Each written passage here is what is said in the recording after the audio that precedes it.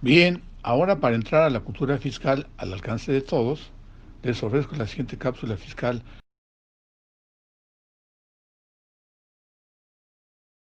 De integración salarial y daremos inicio con la problemática que hemos tenido con el COVID.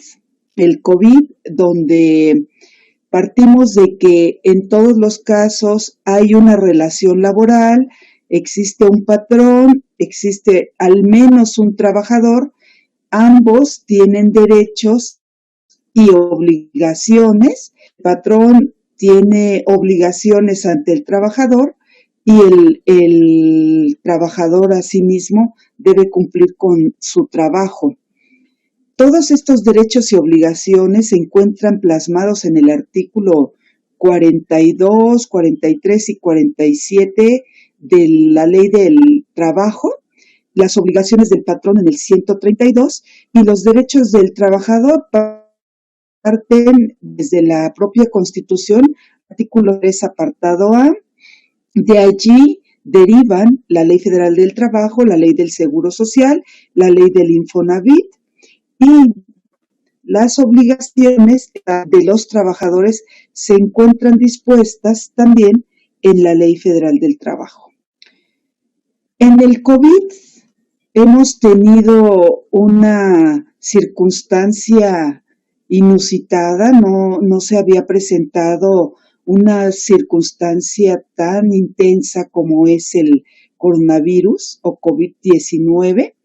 Ha limitado la movilidad social, ha tenido efectos en la productividad porque muchos negocios siguen sin abrir, algunos otros definitivamente ya no abrirán. Y también, por supuesto, hay efectos financieros que lo estamos resintiendo todos en nuestro bolsillo. Para iniciar, el propio patrón ha tenido que disminuir las horas de trabajo o disminuir las jornadas de trabajo o definitivamente no ha podido ni siquiera realizar actividad alguna. Y por supuesto, todo en su conjunto conlleva a efectos laborales donde el trabajador, por un lado, quiere obtener los recursos, es decir, su salario, pero no puede trabajar. Pensemos en el caso de un trabajador que se dedica a hacer el aseo de la fábrica. Si la fábrica no está laborando, si la fábrica no tiene actividades, por supuesto que ese trabajador no está en la posibilidad de laborar y en consecuencia tampoco se le pagaría un salario. Vamos a analizar más adelante lo que dispone el decreto, lo que dispone la propia Ley Federal del Trabajo. En el caso de paros técnicos, en el caso, ahorita me pasas mi ley, por favor. En el caso de paros técnicos no lo tenemos dispuesto dentro de la propia Ley Federal del Trabajo, sin embargo, los paros técnicos los podemos pensar y resumir desde la siguiente circunstancia. La empresa no puede tener laborando a todos los trabajadores y en consecuencia algunos trabajadores laboran en una quincena mientras otros descansan. Cuando estos que laboraron durante 15 días tienen que descansar, entonces aquellos que se quedaron en espera van a iniciar su trabajo. Bajo esa circunstancia, ha habido acuerdos entre patrones y trabajadores en donde el patrón ha ofrecido pagarle a los trabajadores una parte de su salario. Es probable que les pague un 50, un 70, un 40. Patrones y trabajadores han pactado esa circunstancia y así se ha llevado a cabo. Por otra parte, hay otros empleos que afortunadamente se han podido llevar desde casa y el videotrabajo o el teletrabajo es justo lo que estamos ahora haciendo. Ustedes se encuentran desde la comodidad de sus hogares o su oficina y no han tenido que salir corriendo para llegar a algunas instalaciones para tomar este curso, no, directamente lo toman desde su equipo de cómputo. Ese trabajo en casa ha hecho que algunos trabajadores sigan trabajando y en consecuencia tengan derecho a que se les pague el salario. Finalmente, y derivado del coronavirus, ha habido necesidad, sobre todo cuando se trata de actividades no esenciales, ha habido la obligación de suspender las relaciones laborales, donde no se presta el servicio de parte del trabajador y tampoco de parte del patrón se paga el salario. A nivel internacional y a nivel nacional tenemos una pandemia y estos son hechos de la naturaleza. Sin embargo, tenemos publicaciones, como lo planteamos aquí en esta lámina, que se hicieron en el Diario Oficial de la Federación desde la fecha 24 de abril, hubo una renovación el 30 de abril, y luego del 30 de abril se fue al 30 de mayo. Hoy en día tenemos suspendidos algunos términos para efecto de defensa fiscal, tenemos suspendidos trámites ante las entidades de gobierno y tenemos semáforos que van desde rojo, naranja, y esto hace que las actividades no vuelvan a la normalidad. En tanto se encuentren los semáforos en cada entidad en rojo o en naranja, esto hace que las actividades laborales sigan suspendidas. Existe la publicación de acuerdos del Consejo de Salubridad General, que es la autoridad facultada para determinar si continuamos sin laborar o reiniciamos labores. Se tuvo que modificar la Constitución para darle facultades a este Consejo de Salubridad General y a través del Consejo es que se dictó la suspensión de labores.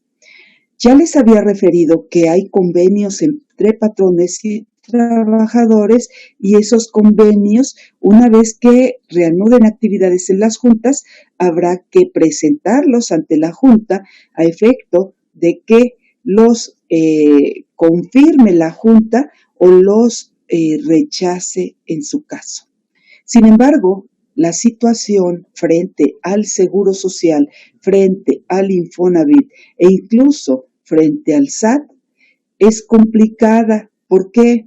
Porque pensemos en un supuesto, el primer supuesto en el que el patrón suspendió completamente sus labores, el 100% de su planta laboral se fue a sus hogares. El patrón no tiene actividad alguna, no puede comprar, no puede vender, si por ejemplo de fabricación de algún bien, no lo ha podido llevar a cabo y en consecuencia se han suspendido las relaciones laborales. Como no había ninguna experiencia anterior respecto de un caso similar, en la práctica ocurría que muchos patrones, aun cuando no había relación laboral, es decir, estaba suspendida, ellos con base en la publicación de este acuerdo del Consejo de Salubridad General y también de conformidad con los acuerdos que localmente se emitieron por los gobiernos, encontraron los patrones que debieran seguir pagando los salarios. Y aquí es muy importante esta reflexión, amigos. Si trabajo es el que se presta de parte del trabajador hacia el patrón y salario es el que se paga por parte del patrón al trabajador por su trabajo, si no hay trabajo, como en el supuesto que he planteado, donde no van a laborar los trabajadores, se suspendieron completamente las relaciones laborales y en ese sentido, al no prestar el trabajo, en consecuencia no hay obligación de parte del patrón de pagar el salario. Sin embargo, reitero, con las publicaciones tanto del Consejo de Salubridad General como de la autoridad local, hubo la confusión y los patrones siguieron pagando. La Ley Federal del Trabajo dispone causas de suspensión de las relaciones laborales y esas causas se han dado justo con el coronavirus. Por una parte, en materia individual, una causa de suspensión individual de las relaciones laborales es el caso fortuito, la fuerza mayor. Sin embargo, también en materia colectiva, el caso fortuito o la fuerza mayor también son causas de suspensión de las relaciones laborales, pero en materia colectiva. Se suspenden las relaciones por virtud del coronavirus o del COVID. Y cuando se reanuden las actividades, cuando se termine se cambie el semáforo ya a verde, entonces se reanudarían actividades y es cuando el patrón tendría que presentar el siguiente trámite. ¿Cuál? El de reanudar actividades. Pero vuelvo al punto de la complejidad que se presentó. El patrón siguió pagando aún y cuando no iban a trabajar los trabajadores, no había trabajo y el patrón siguió pagando, pero no pagó salario.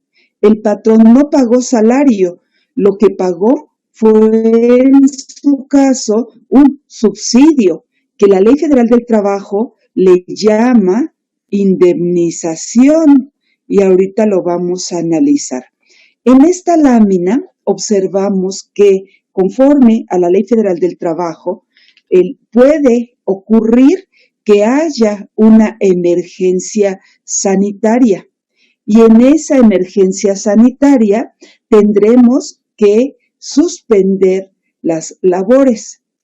Si hay emergencia, y aquí es donde estriba la problemática, porque la ley habla de contingencia, a nivel internacional se habla de emergencia, el Consejo de Salubridad General publicó que había una emergencia sanitaria y en consecuencia el salario se pagó en forma ordinaria. Hubo pactos entre patrones y trabajadores, como lo referí. La Ley Federal del Trabajo contempla que hay causa de suspensión de la relación laboral cuando se declara una contingencia sanitaria. Y en ese sentido, la propia Ley del Trabajo refiere que se deben pagar indemnización o indemnizaciones a los trabajadores, equivalente a un salario mínimo y durante un plazo máximo de 30 días. Un salario mínimo durante máximo 30 días. Desde el mes de marzo o desde el mes de abril hasta la fecha han transcurrido más de 30 días. Luego entonces, si nosotros atendemos a esta suspensión colectiva de la relación laboral y pensamos en esa indemnización a que obliga la Ley del Trabajo que se debe pagar por parte del patrón a los trabajadores, esos 30 días ya ya corrieron y si el patrón pagó al trabajador su salario o un salario superior al mínimo, estos 30 días ya quedaron superados. Hay muchas personas que alegan que el patrón, en el supuesto que he planteado, donde se han suspendido completamente las relaciones laborales, no es responsabilidad ni del trabajador ni del patrón. Este COVID es una pandemia a nivel internacional y en tanto no haya condiciones para volver al trabajo, van a tener que seguir suspendidas las labores. Entonces, los trabajadores ven reflejado el efecto en su bolsillo y no tienen ingresos, no tienen recursos. Y el patrón, de igual manera, ve reflejado en sus ingresos el efecto del COVID. ¿Por qué? Porque tienen cerradas sus instalaciones, no hay clientes, no hay pagos, no hay cobros y en consecuencia no se puede pagar el salario. La fuente de trabajo está en peligro. Es por ello que al haber hecho un acuerdo, pues el patrón va pagando lo que su bolsillo le permite. Si ya tenemos una declaratoria de emergencia que para nosotros podríamos considerarla como contingencia, después de los 30 días de pago de salario mínimo, el patrón no tiene ninguna obligación frente al trabajador y en consecuencia aplica también la terminación, si fuese el caso, de las relaciones laborales.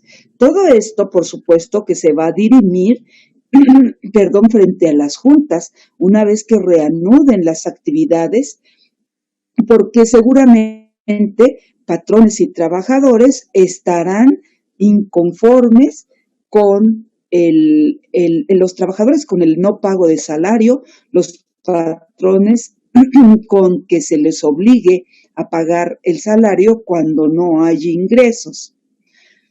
Analicemos las posibilidades que refiere la Ley Federal del Trabajo.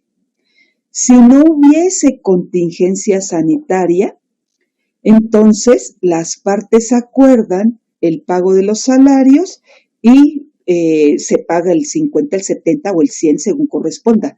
Pero con declaratoria de contingencia sanitaria habría que clasificar si hay suspensión general de labores o si no hay suspensión general de labores. Cuando se emite una declaratoria de contingencia sanitaria, en consecuencia, si no hay suspensión general de labores, tanto las mujeres en periodo de gestación como en periodo de lactancia, así como los menores de 18 años, tienen a salvo sus derechos. Ellos seguirán cobrando y tendrán que suspender sus labores, es decir, se prohíbe por Ley Federal del Trabajo que ellos laboren. Ahora, si hubiese una declaratoria de contingencia sanitaria con suspensión general de labores, todos, absolutamente todos, tanto mujeres, menores, trabajadores de sectores vulnerables, como son aquellos que tienen enfermedades preexistentes como la hipertensión, la diabetes, etcétera, y los demás trabajadores, todos en absoluto, tendrían que dejar de laborar. Las mujeres en periodo de gestación y de lactancia y los menores de 18 años, todos percibirían únicamente hasta un salario mínimo y máximo 30 días de ese salario mínimo. Dentro de Ley Federal del Trabajo, se contempla en el 427 y en el 429 esta circunstancia que he señalado dentro de mi exposición. Desafortunadamente, no hay una declaratoria de contingencia, sino de emergencia, y los trabajadores no han podido regresar a sus labores, el patrón ha tenido que cerrar sus puertas y, reitero, frente a la Junta tendremos que dirimir estas problemáticas. Hasta aquí hago un alto en este tema respecto del COVID y quisiera conocer si tenemos alguna duda. Voy a entrar al chat a ver si tenemos algún planteamiento.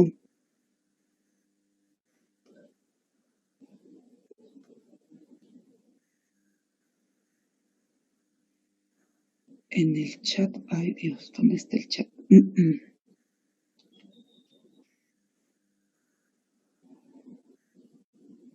Si estás por ahí, Charlie, ¿me puedes indicar si hay alguna duda?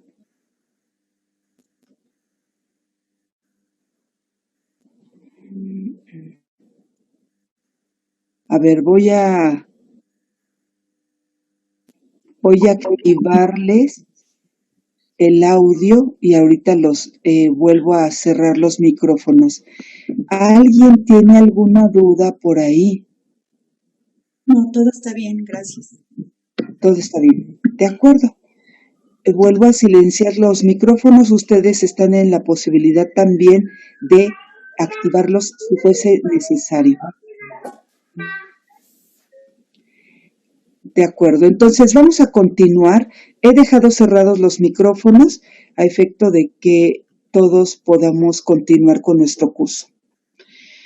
Tenemos ahora el tema de integración salarial y este tema de integración salarial es la base de la determinación de las cuotas obrero-patronales, pero también es la base para conocer el salario del trabajador.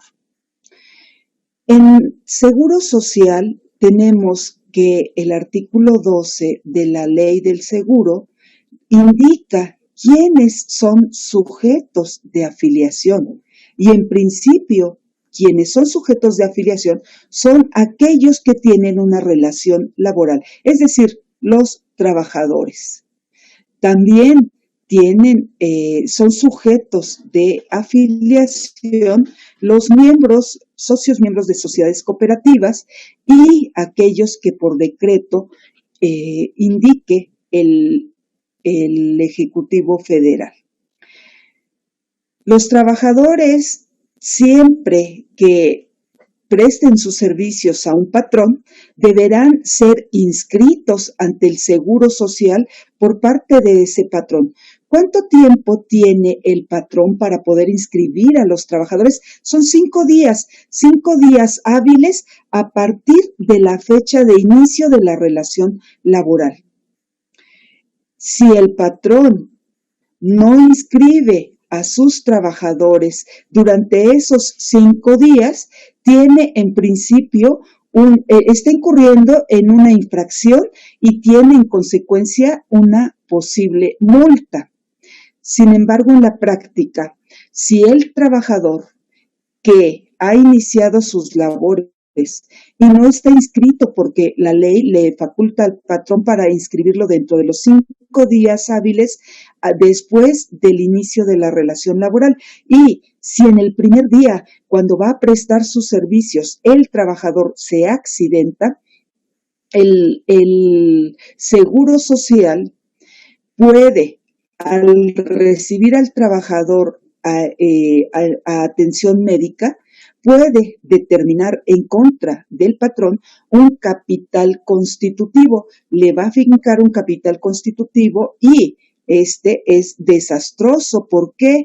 Porque incorpora los servicios que habrá de recibir el trabajador desde el mismo momento en que es trasladado vía ambulancia a la clínica o a la institución del Seguro Social más cercana, hasta las intervenciones quirúrgicas, terapia intensiva, incluso si el trabajador fallece tendría que pagar las pensiones de viudez y orfandad que en su caso procedan.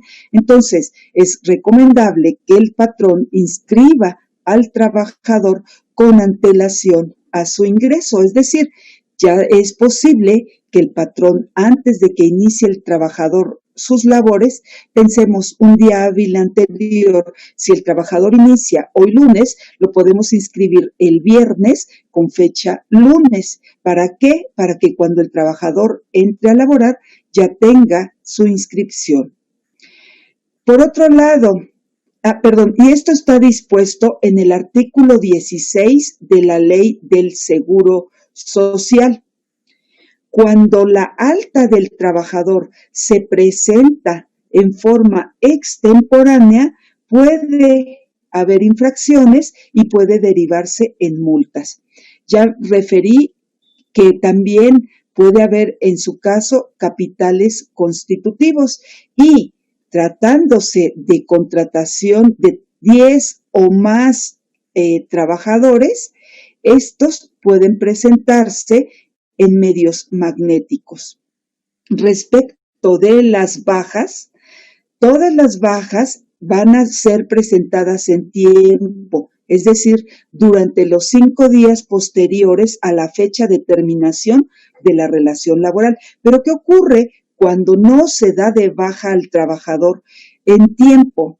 Ya transcurrieron más de 5 días hábiles y no ha dado de baja el patrón al trabajador o a los trabajadores que ya no están laborando y que no se les está timbrando un CFDI de nómina. La ley del Seguro Social dispone que en tanto no se presente la baja, va a subsistir la obligación del patrón de cubrir las cuotas obrero-patronales. Y en tanto no lo presente, tendrá que seguir pagando esas cuotas obrero-patronales y puede el patrón demostrar que esos trabajadores fueron inscritos con otro patrón para que el Seguro Social le devuelva las cuotas obrero-patronales a través de unas denominadas notas de crédito. Respecto de las bajas de trabajadores que se encuentren incapacitados, estas no surten efecto. Vamos a pensar que un trabajador se accidentó en el trabajo. El trabajador que se accidentó en el trabajo fue atendido en el Seguro Social, le otorgaron subsidios por incapacidad. Este incapacitado no puede presentarse a sus labores y si el patrón pretende darlo de baja, la baja no opera porque el trabajador se encuentra incapacitado.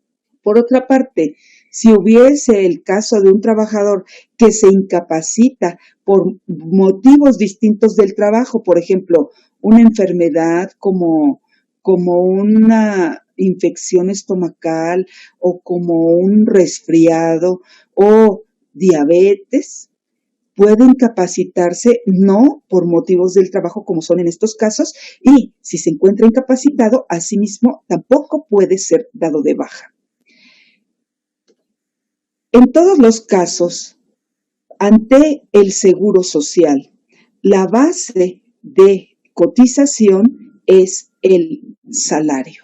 Y el salario lo podemos tener clasificado en diversas formas. El salario, de acuerdo con la ley del Seguro Social, lo tenemos definido en el artículo 5A, fracción 18ª, así como también en el artículo 29 y 30 de la ley del Seguro Social.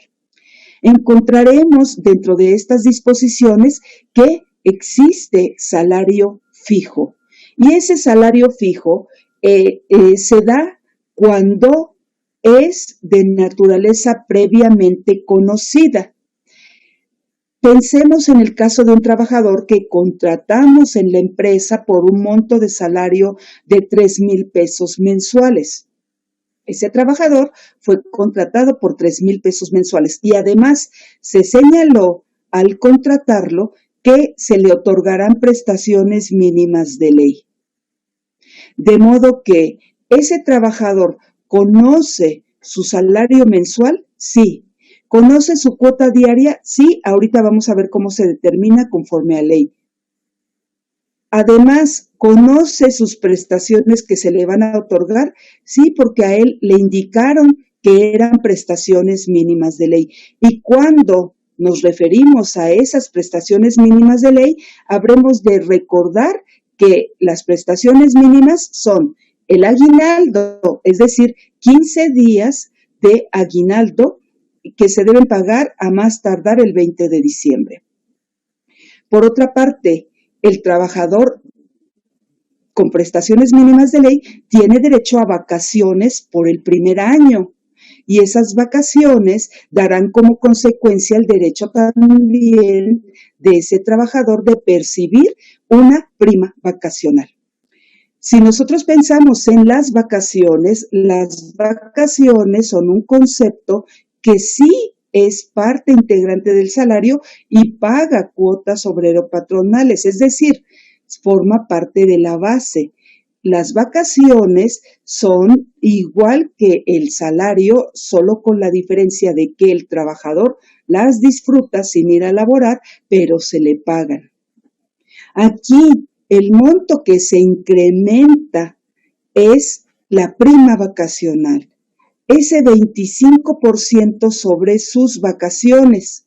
Y también lo que se incrementa es el aguinaldo, de modo que la cuota diaria más el aguinaldo más la prima vacacional son los conceptos que integran el salario del trabajador y que son previamente conocidos. Por ello, estamos tratando de un salario fijo. En tanto que, en el caso del salario variable, este se incorpora o se integra con elementos variables y que no pueden ser previamente conocidos. Tenemos el caso, por ejemplo, de los trabajadores que laboran en el área de ventas y que son contratados con un salario variable. Los trabajadores, en función de las ventas que realicen, es que van a obtener sus ingresos. A mayores ventas, mayores ingresos, pero su salario es eminentemente variable. Otro ejemplo es el caso de aquellos trabajadores que elaboran maquila. Por ejemplo, pueden armar piezas. He conocido en esta pandemia que algunas personas arman los cubrebocas, cosen las piezas que les envía su patrón y les insertan el elástico, lo amarran y luego los empacan. Entonces, este puede ser también un trabajo que represente el pago de un salario variable. ¿Por qué? Porque en función del número de cubrebocas armados es que va a recibir su pago ese trabajador. Ahora, respecto del salario mixto, es aquel que se integra por una parte fija y por otra parte variable. Tenemos los casos de algunos vendedores cuando se les ofrece un salario mínimo fijo y uno variable en función de sus metas de venta cumplidas. Esos son los tres tipos de salario que en principio la Ley Federal del Trabajo clasifica y son el eje de nuestras revisiones.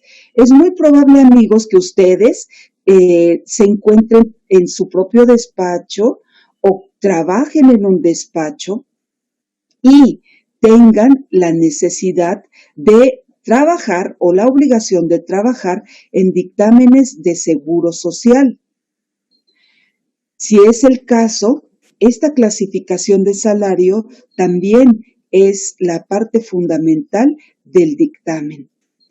Y también en nuestro estudio, porque vamos a iniciar, ahorita que entremos en los casos prácticos, clasificando las percepciones en fijas o en variables. Lo vamos a ver más adelante y ya lo analizaremos y abriremos los micrófonos para ver quiénes sí desean hacer una consulta en particular. Por otra parte, también dentro de Ley Federal del Trabajo, contamos con las jornadas que pueden ser diurna, nocturna y mixta, y los salarios que se tienen que pagar durante las horas de jornada. Recordemos, amigos, que la jornada diurna es aquella que se presta entre las 6 y las 20 horas. La jornada nocturna es aquella que se presta entre las 20 y las 6 horas. La jornada mixta es aquella que tiene parte de la diurna y parte de la nocturna, siempre y cuando la nocturna no supere 3 horas y media. Ahora, existe la posibilidad de que se contrate a trabajadores no por una jornada completa, una jornada diurna completa, por ejemplo. La jornada diurna tiene como máximo 8 horas laborables. La jornada nocturna tiene como máximo 7 horas laborables. Y la jornada mixta tiene como máximo 7 horas y media. Si nosotros contratamos a un trabajador para que labore en jornada diurna y ese trabajador no va a laborar las 8 horas, sino, por ejemplo, laborará la mitad de la jornada, o de esas 8 horas, 4 o 6 horas. En ese supuesto, estamos ante un ejemplo de jornada reducida. ¿Por qué? Porque ese trabajador va a laborar menos de las 8 horas en el caso de la diurna, o menos de las 7, o de las 7 y media en el caso de las otras 2 jornadas. También puede contratarse a los trabajadores para que en lugar de que laboren como lo dispone la Ley Federal del Trabajo, la Ley del Trabajo dispone que por cada 6 días laborados, el trabajador tendrá derecho a por lo menos 1 de descanso. Es así que si el trabajador labora,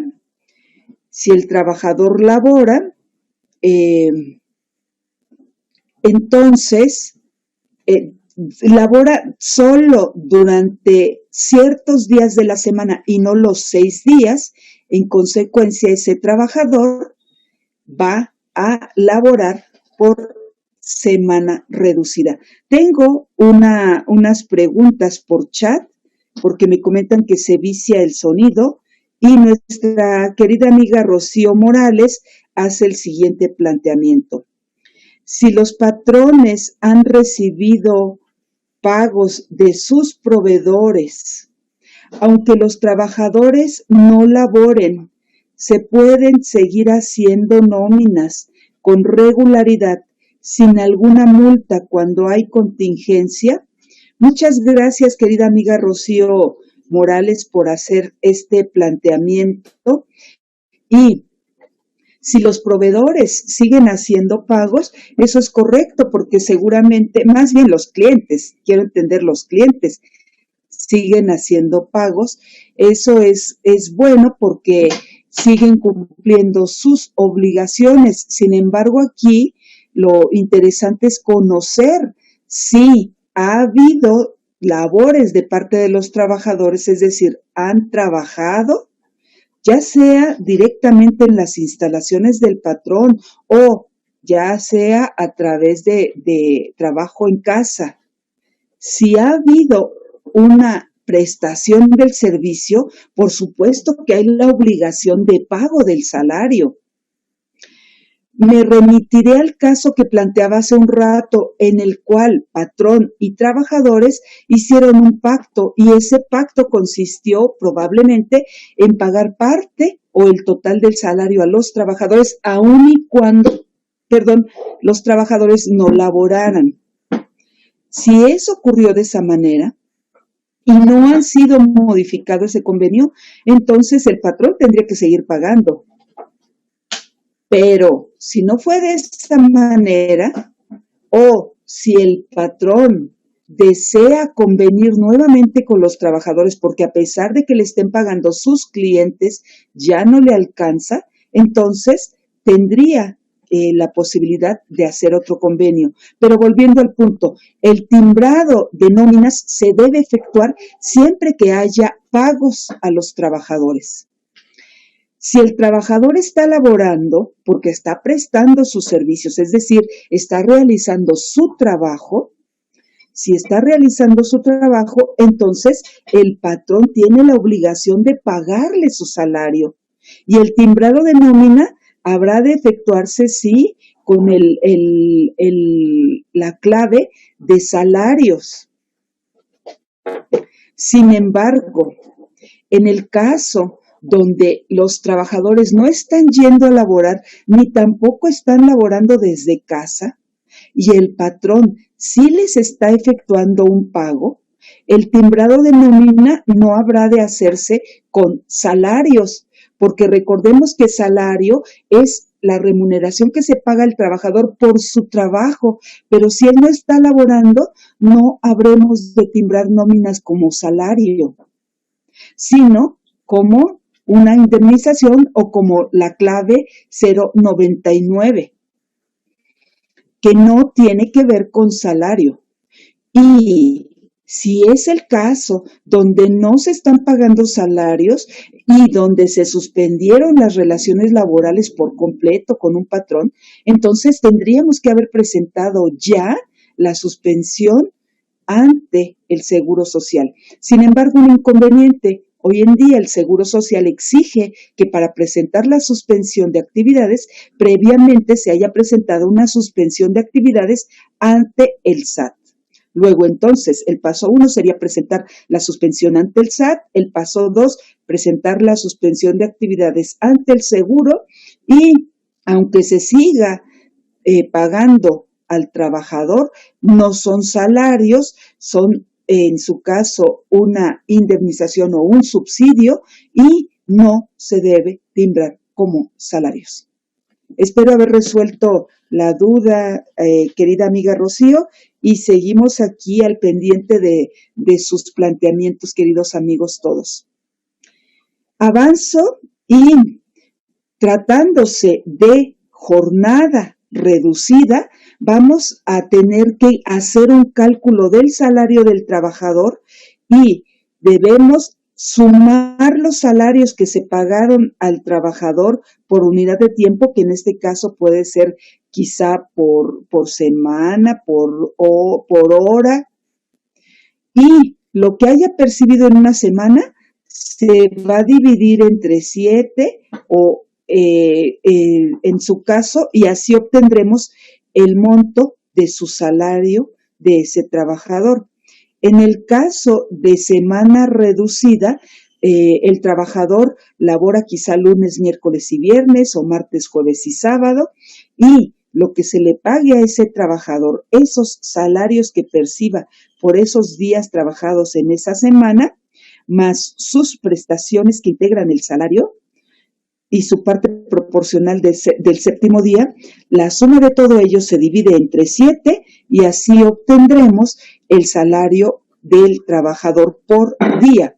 Todo esto está dispuesto en el artículo 62, fracción primera y fracción segunda.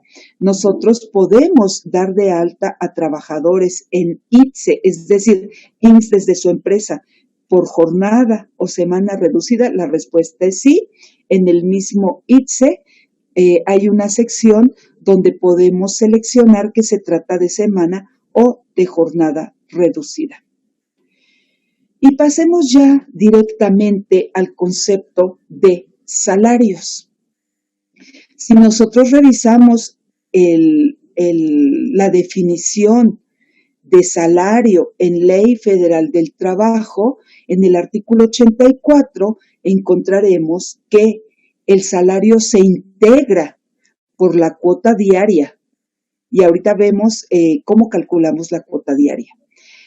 La cuota diaria más las gratificaciones, percepciones, alimentación, habitación, primas, comisiones, prestaciones en especie y cualquier otra cantidad o prestación que se entregue al trabajador por su trabajo. Y aquí, esta última frase, que se entregue al trabajador por su trabajo, hay que tenerlo en cuenta, porque muchas veces le pagamos, por ejemplo, a los trabajadores un monto de vales de despensa, solo que se estableció el monto de forma mensual como una prestación. Sin embargo, en la práctica, si el trabajador faltó, procedemos a hacerle un descuento. Tengan cuidado porque en ese sentido al descontarles, entonces puede considerarse que ese monto de los vales de despensa se le pagan al trabajador por su trabajo. Es decir, si trabajas te pagó vales de despensa, si no trabajas no te pagó vales de despensa. Luego entonces el pago de esos vales puede asimilarse como si se tratara de salario, porque se le paga por su trabajo. Ahora, este artículo 84, que para efectos de la ley del Seguro Social se retoma el concepto, todas estas supuestos de ingreso, como lo son la cuota diaria, las gratificaciones, percepciones, alimentación, habitación, primas, comisiones, etcétera, todo forma parte del salario para efectos del Seguro Social, solo que en esta materia tenemos una facilidad, aquella que está dispuesta en el artículo 27 de la Ley del Seguro Social, y estamos hablando de aquellos conceptos que no integran a salario. Los conceptos que no integran a salario están dispuestos en el artículo 27 de la Ley del Seguro Social.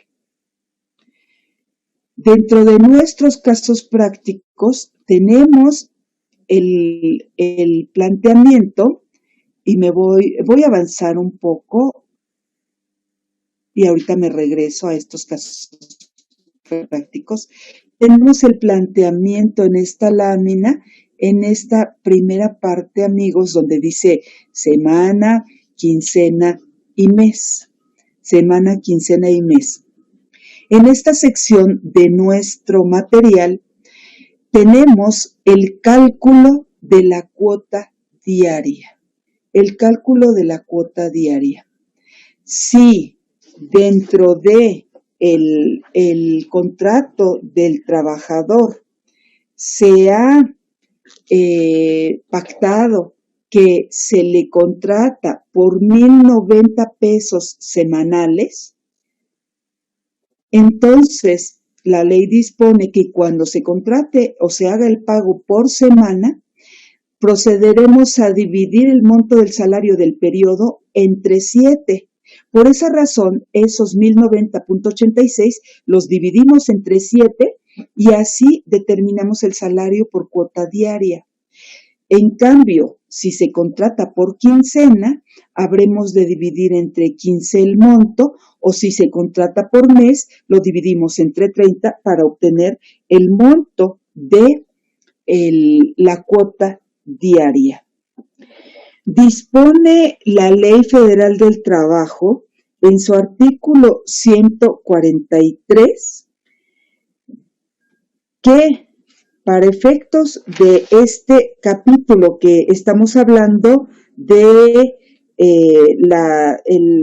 las habitaciones para los trabajadores, estamos hablando en concreto de lo que respecta a el Infonavit, las bases para el Infonavit.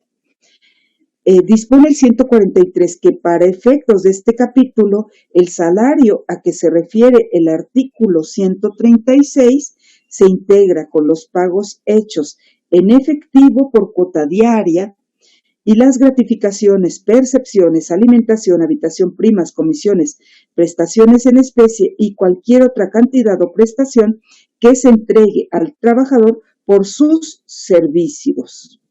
Y luego, aquí mismo dispone cuáles son los que no se tomarán en cuenta dada su naturaleza, y son los que habremos de analizar como el caso de instrumentos de trabajo, el ahorro, las aportaciones al Infonavit, la alimentación, habitaciones, premios de puntualidad, premios de asistencia, tiempo extraordinario, etcétera.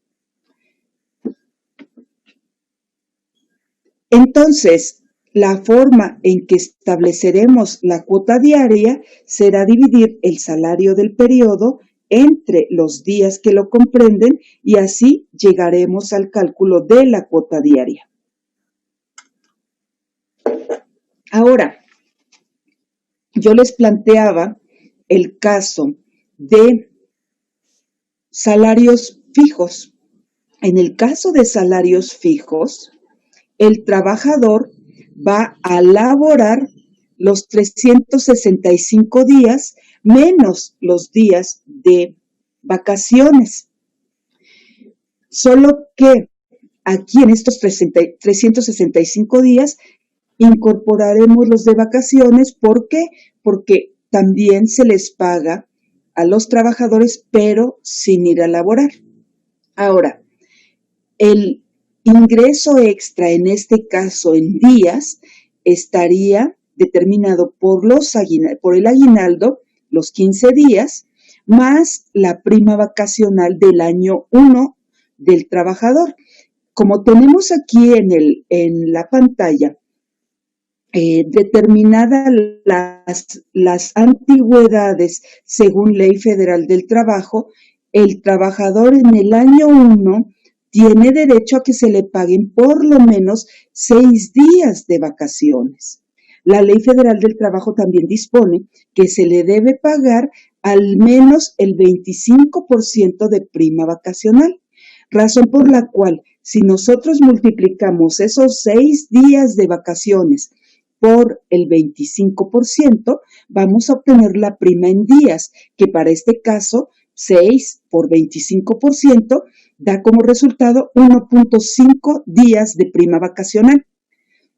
Si nosotros sumamos este 1.5 días más los 15 días de aguinaldo, obtendremos una suma de 16.5 días. Esos 16.5 días, si lo dividimos entre 365 días, vamos a obtener un factor de 0.0452.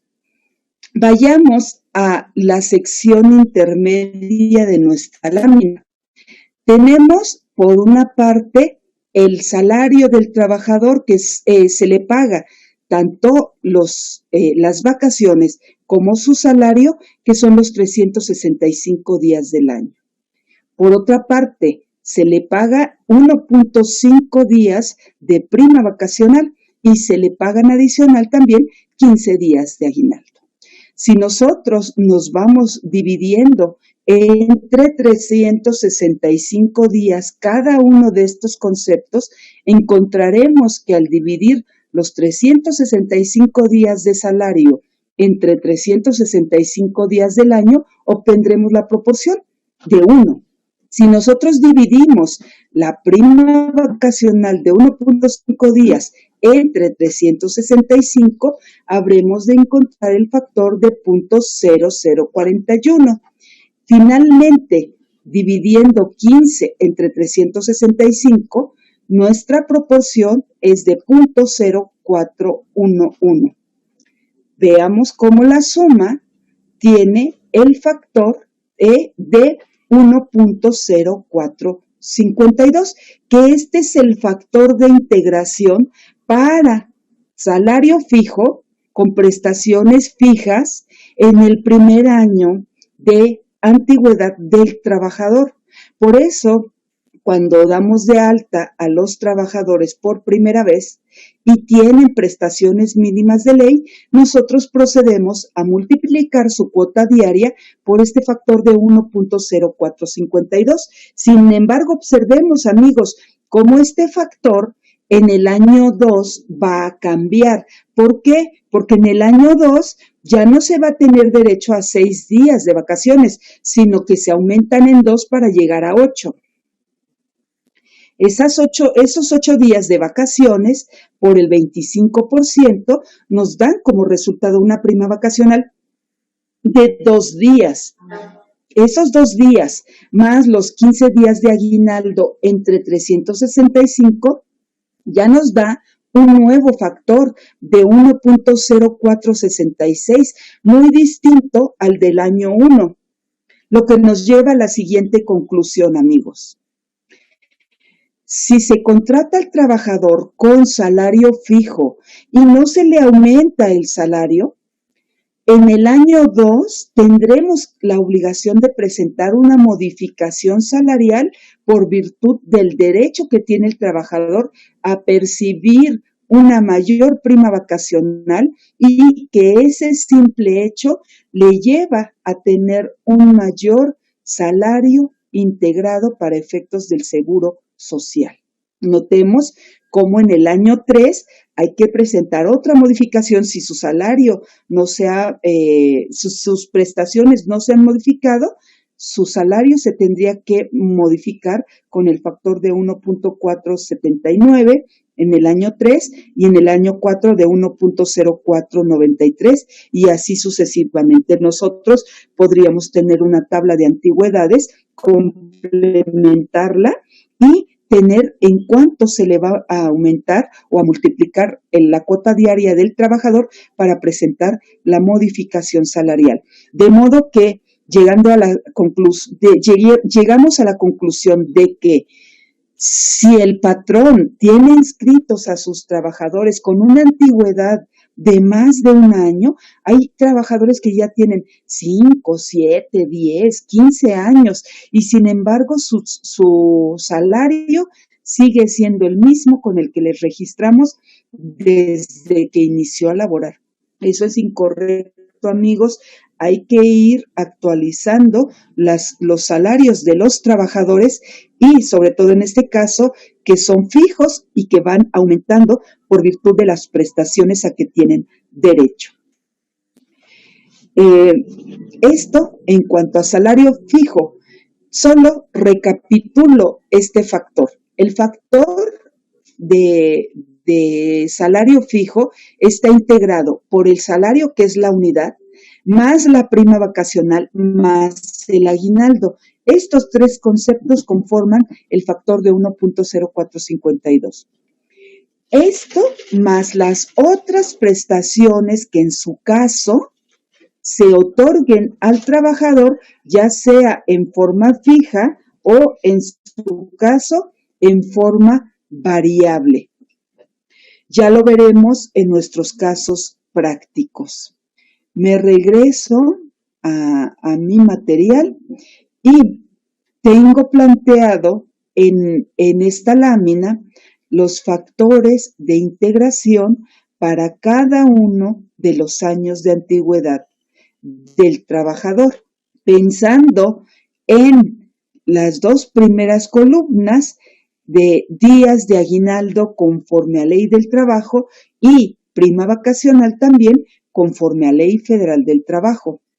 En el primer año, como ya lo habíamos visto en la lámina que analizamos, el factor de integración es 1.0452, en el año 2 es 1.0466. Si tenemos como cuota diaria únicamente el salario mínimo, multiplicaremos este factor por la cuota diaria y así llegaremos a nuestro salario diario integrado. Este salario diario integrado es para la zona general, pero si se trata de contrataciones efectuadas en la zona fronteriza norte, la cuota diaria equivale a 185.56. Esta, multiplicada por el factor de 1.0452, da como resultado los 193.95. O en el año 2 tendríamos 194.21. Vayamos al supuesto 3, donde en principio sí se tiene derecho al 25% de la prima vacacional, igual que los otros casos, es decir, conforme a la Ley Federal del Trabajo. Sin embargo, lo que varía en este caso son los días de aguinaldo, porque ya no se otorgan solo los de ley, sino que aquí se le ofrece al trabajador 20 días de aguinaldo. De manera que nosotros procedemos a sumarizar los días de prima vacacional más los días de aguinaldo y nos dan 22.5. Estos 22.5 lo dividimos entre 365 días, le sumamos la unidad y llegamos al factor de 1.0616. Este factor por la cuota diaria, ya sea de salario mínimo, zona general o zona fronteriza norte, nos lleva a obtener el salario diario integrado para zona general o para zona fronteriza norte. Zona general 130,81, zona fronteriza norte 196,99. Notemos entonces, amigos, que los primeros dos casos son con prestaciones mínimas de ley y de aquí en adelante, es decir, del caso 3 al caso 5, tenemos prestaciones superiores a las de ley y está marcado precisamente aquí con números rojos porque se otorgan en lugar de 15 días 20, en el siguiente caso 25 y en el último 30 días de aguinaldo. Nos vamos al último caso solo por procedimiento para determinar el factor de integración y luego el salario diario integrado para efectos del seguro social. Se tiene derecho a 14 días de vacaciones, una prima vacacional del 25%, multiplicamos los 14 por el 25% y en días tenemos una prima de 3.5 días. El trabajador tiene derecho a 30 días de aguinaldo. Luego entonces, la prima vacacional extra al salario más el aguinaldo extra al salario son 33.5 días. Entre 365 tenemos la proporción de 0.918 más la unidad, ya tenemos nuestro factor de integración de 1.0918. Si lo multiplicamos por la cuota diaria, que fuera el salario mínimo, zona fronteriza norte o salario mínimo general, obtendríamos ya nuestro salario integrado de 134.53 o en la zona fronteriza norte de 202.59. Observen, amigos, que con esta mecánica de estos casos prácticos, ustedes ya están en posibilidad de calcular factores de integración que, repito, son aplicables para salario y prestaciones fijas, para salario y prestaciones fijas. Y esto lo podemos llevar a cabo en cualquier otra prestación, aún siendo superiores a las de ley. ¿Alguna duda o comentario hasta aquí respecto de los factores de integración? Ahí, Sandy, me lo haces notar, por favor, si hubiera una duda o comentario. Muchas gracias. Mientras tanto, avancemos ahora con salario variable. Salario variable, que no es de naturaleza previamente conocida. El salario variable no es de naturaleza previamente conocida. Y tenemos el caso 1. En el caso 1 tenemos comisiones. ¿Las comisiones son variables? Por supuesto que sí son variables. El premio de puntualidad, también un concepto variable. Estímulos cobrados, concepto variable. Gratificación cobrada. Estos conceptos son los que el trabajador percibió en el mes 1. En el mes 2, que es abril, percibió 85.824.69 de comisiones cobradas, de premio de productividad cobrado 1.407.14, estímulos 937,69 y gratificación cobrada 1.758,31. Lo que nos lleva a la siguiente reflexión, amigos.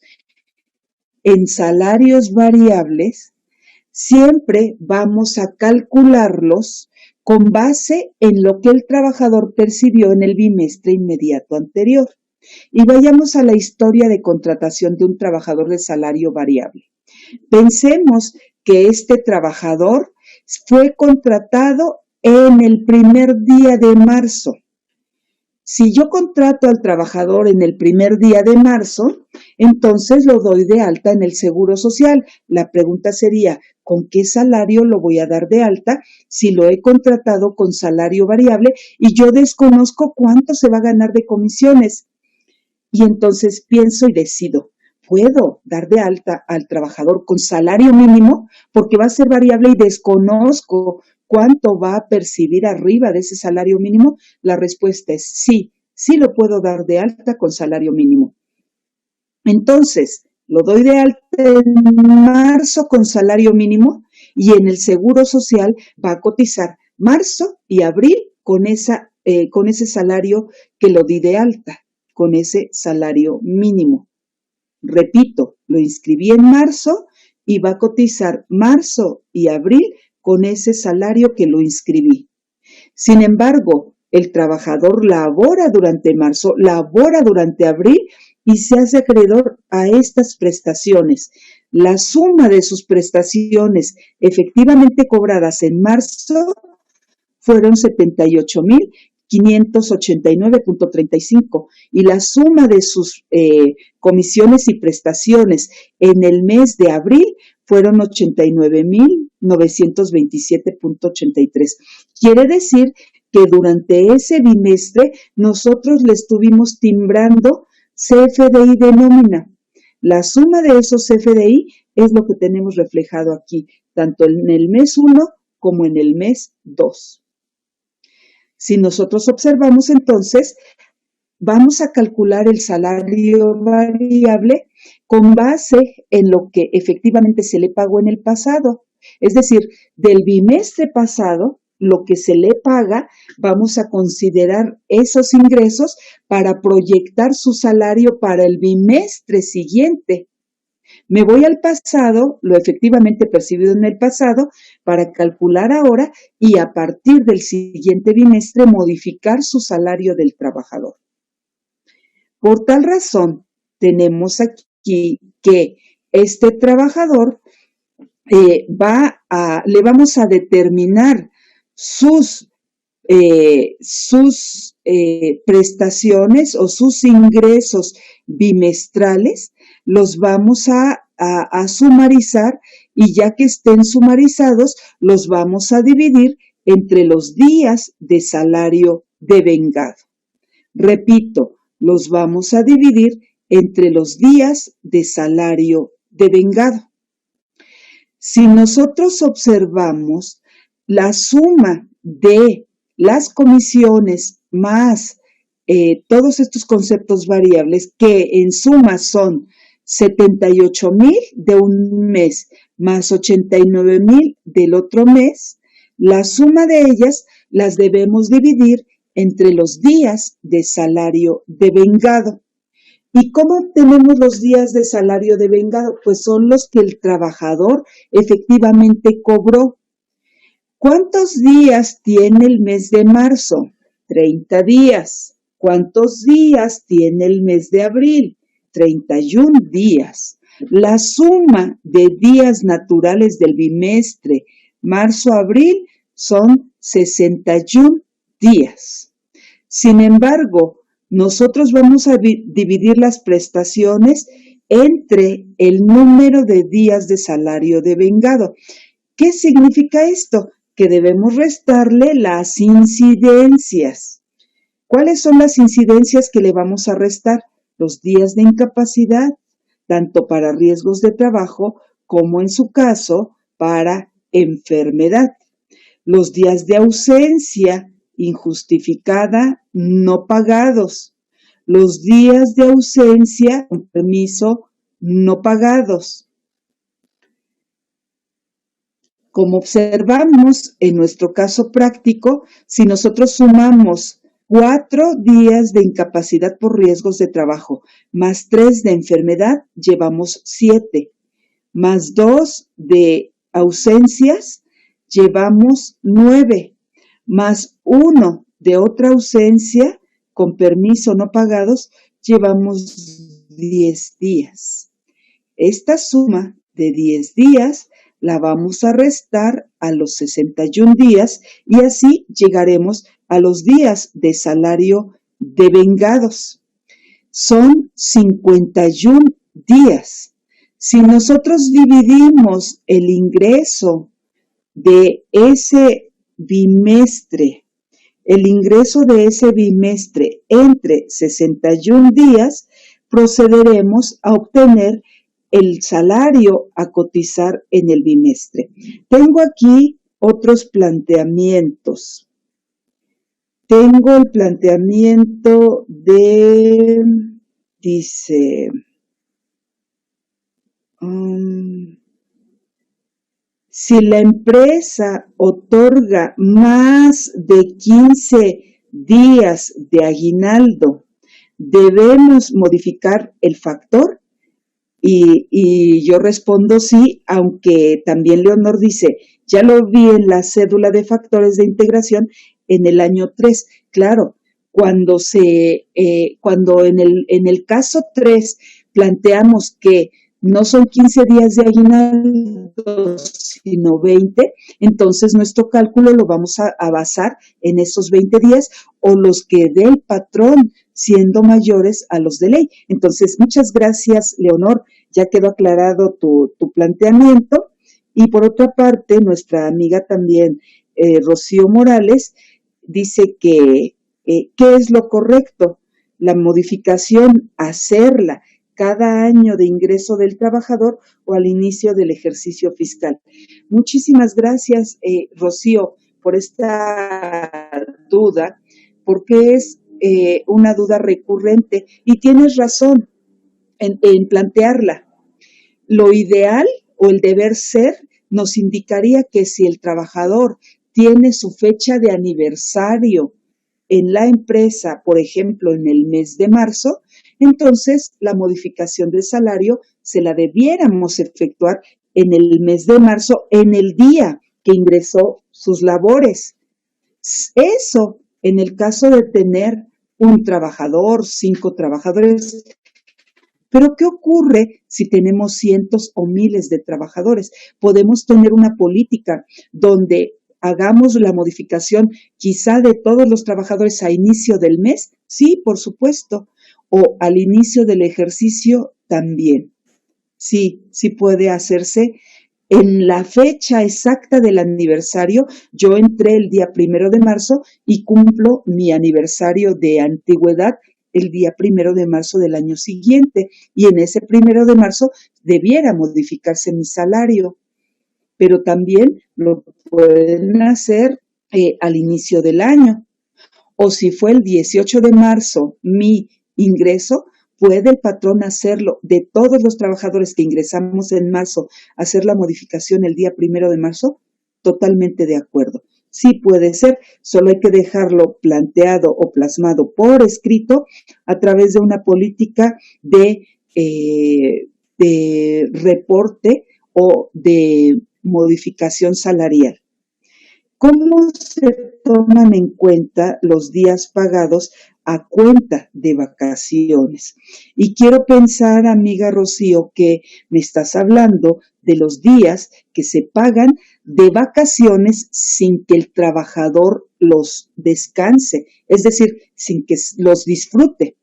Allí suele ocurrir con muchos patrones que se den estos supuestos. Sin embargo, recordemos, amigos, que el trabajador tiene derecho a descansar, es decir, a disfrutar esas vacaciones.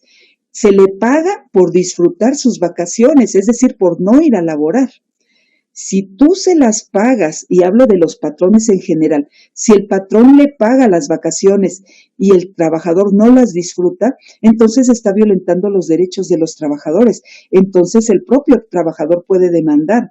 Y entonces también el patrón puede ser sancionado por violentar los derechos de los trabajadores. Pero bueno, dejando de lado esto que, reitero, no es recomendable pagarle las vacaciones a los trabajadores, sino que las tengan que disfrutar. si se las has pagado, entonces tú tendrías ya contemplado desde antes de pagarle esas vacaciones de naturaleza previamente conocida, es decir, tú ya sabes cuánto le vas a otorgar de vacaciones si se trata de prestaciones mínimas de ley y esas vacaciones forman parte del salario como lo hemos observado en los casos prácticos.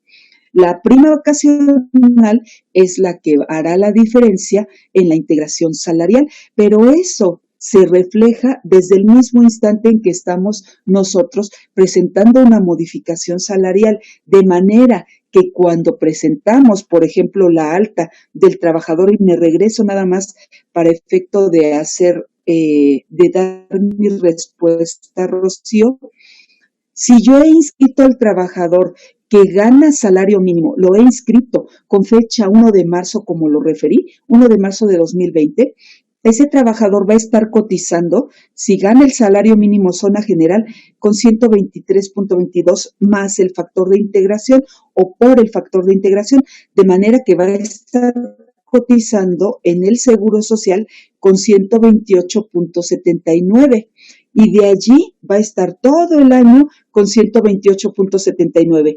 ¿Cómo están ¿Qué está incorporado en estos 128.79? Está incorporado la cuota diaria de 123.22 más el aguinaldo diario más la prima vacacional diaria, de manera que desde el momento en que inscribimos al trabajador con 128.79, ese trabajador está cotizando por día, y déjenme decirlo de esta manera, amigos, una rebanada diaria de prima vacacional y una rebanada diaria de aguinaldo más su día de cuota diaria de salario. Entonces, diariamente está cotizando con ese monto.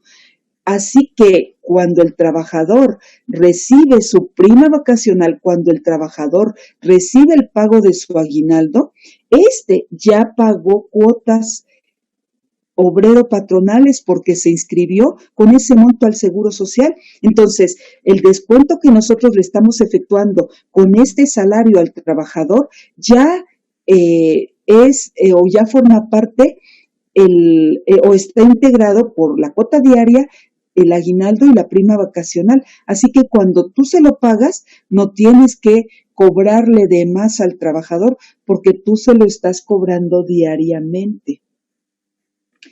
Casos distinto a cuando se trata de salario fijo, de salario variable, que ahorita lo vamos a analizar.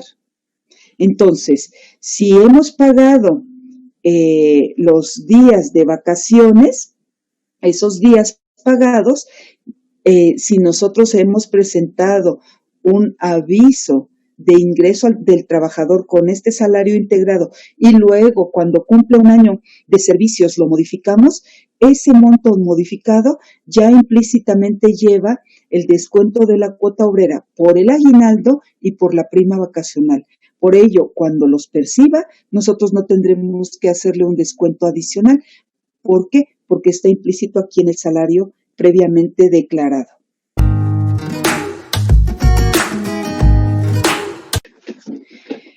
Retomo el planteamiento de estos casos de salario variable, refiriendo que se trata del caso 1, la primera columna, el caso 2, la segunda columna, el caso 3, la tercera columna y el último caso 4. Entonces, en el primer caso tenemos 0 incidencias. En el segundo caso, sí tenemos 10 incidencias y ahorita analizaremos los otros. Primero abarco el caso 1, donde los ingresos del bimestre fueron 78,589.35. Lo dividimos entre los días de salario devengado. ¿Cómo obtenemos los días de salario devengado? Los días naturales del bimestre menos las incidencias. Como tenemos 0 incidencias, los días de salario devengado equivalen a 61. Ahora, dividimos 78.589.35, que son los ingresos variables del bimestre, entre estos días de salario devengado, y el salario a cotizar en el bimestre en el bimestre siguiente es de 1.288.35. Si estos fueron los ingresos de marzo a abril, perdón aquí amigos, el salario a cotizar sería para mayo y junio, no a enero y febrero. El bimestre siguiente sería mayo y junio. Para mayo y junio se cotizaría con 1.288.35. Yo les planteaba hace un rato, si el trabajador se dio de alta el 1 de marzo con una cuota diaria de salario mínimo general con prestaciones mínimas de ley, su salario con el que lo dimos de alta y que cotizó durante enero y febrero de 2020 fue de 128.79 o en zona fronteriza norte 193.95. En ambos casos durante enero y febrero así cotizó. Asimismo, en nómina se le fue pagando durante enero y febrero y esto es lo que percibió, se dio de alta en marzo. En marzo y abril cotizó con estos salarios o con este salario, pensemos solo el de zona general, 128.79. Durante marzo y abril percibió vía nómina los 78,000 y hoy que ha culminado abril, tenemos 5 días hábiles para poder presentar la modificación salarial de este salario variable. De estos 128.79 lo vamos a modificar a 1.288.35. ¿Durante qué meses va a cotizar este salario? Durante mayo y junio. A la par, durante mayo y junio va a percibir ingresos y esos ingresos van a servir de base para el siguiente bimestre. Esos ingresos van a servir de base para el siguiente bimestre. Si nosotros quisiéramos, podríamos considerar que en el siguiente bimestre cotizó como en el caso 2. En el siguiente bimestre cobró nómina como en el caso 2. Esto nos llevaría a la conclusión que durante el mes para este segundo periodo, recapitulo, si entró en marzo el trabajador, cotizó con salario mínimo integrado y luego percibió durante marzo y abril estos ingresos y vamos a determinar el nuevo salario que va a estar vigente a partir del 1 de mayo. Del 1 de mayo y va a estar todo mayo y todo junio. Durante mayo y junio consideremos que es lo que percibió durante mayo y junio, lo que tenemos aquí como columna 2. Percibió estos ingresos, los deberemos dividir entre los días de salario devengado. Y aquí nada más hago una reflexión.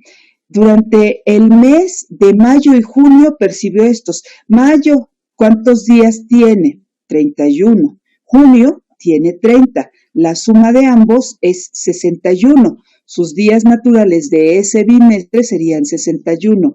¿Cuántos días cuántos días de incidencia tuvo este trabajador? Faltó y tuvo incapacidades. Incapacidad por riesgo de trabajo, por enfermedad general, faltas injustificadas no pagadas, ausencias con permiso no pagados. Aquí hago un paréntesis, amigos, para referir lo siguiente. Si nosotros vamos a calcular el salario con base en los días efectivamente devengados, sí vamos a restar solo aquellos días que no se pagó al trabajador. De igual manera, en el SUA vamos a restar los días no laborados o de ausencia, pero con la característica de no haber sido pagados. Porque si fueron pagados y la autoridad hace una revisión, puede determinar diferencias en contra de ese patrón. Así entonces, los días de salario devengado los obtendríamos dividiendo los 89,000 entre los días de salario devengado. ¿Y cómo los obtenemos? Los naturales menos las incidencias. 61 menos 10 nos lleva a los días de salario devengado de 51. Por tal razón, los 89,927.83 entre 51 nos da como resultado 1,763.29. Este nuevo salario es el que se va a declarar para el bimestre siguiente, que el bimestre siguiente abarca julio y agosto. Entonces entrará en vigor a partir del 1 de julio. Les hago un planteamiento a todos. Hasta este segundo caso, que es el bimestre, la determinación del salario diario integrado del trabajador para el mes de julio y agosto. Vamos a suponer, es este el salario, lo presento ya en modificación salarial y ahora la pregunta que yo les hago a ustedes. Durante julio y agosto, este trabajador, por una circunstancia personal, tiene 0 de ingresos. Está triste, está deprimido, lo que quieras, tiene 0 ingresos. Tú dirías, pues hay que despedirlo. No, pero no vamos a analizar ese concepto ahora. Lo que vamos a analizar es, ¿qué pasaría si su ingreso cae hasta 0? Nosotros tendríamos que hacer un papel de trabajo como aquí, donde anotaríamos cuánto de comisiones, 0, cuánto de premio de productividad, 0, cuánto de estímulos, 0, cuánto de gratificación, 0. Suma de ingresos variables de julio y agosto, 0. Ahora, días del mes, julio, 31, agosto, 31.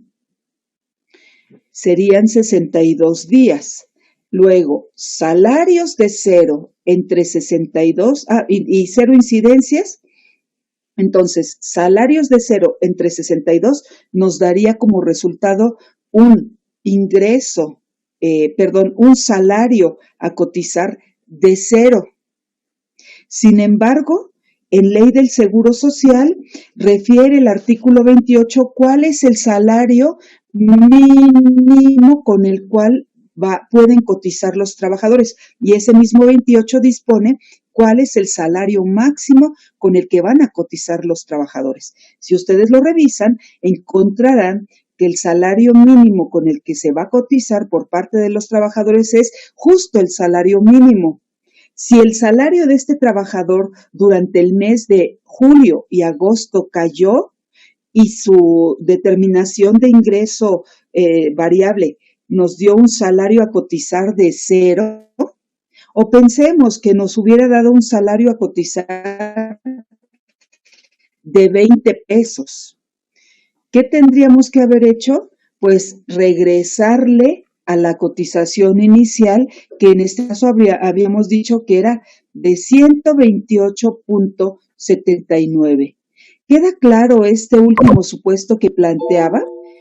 La conclusión es que a pesar de que en algún bimestre tengamos 0 de ingresos, hay que hacer el papel de trabajo igualito y dejar el procedimiento de igual manera. Sumarizar los ingresos, que en este caso fueron 0, determinar los días, restarle los días de incidencia, llegar a los días de salario devengado y dividir 0 entre los días de salario devengado, y luego ya en una conclusión determinar que el nuevo salario con el que cotizará el trabajador es de 128.79 porque el resultado fue 0 y el artículo 28 refiere que los trabajadores no menos salario mínimo.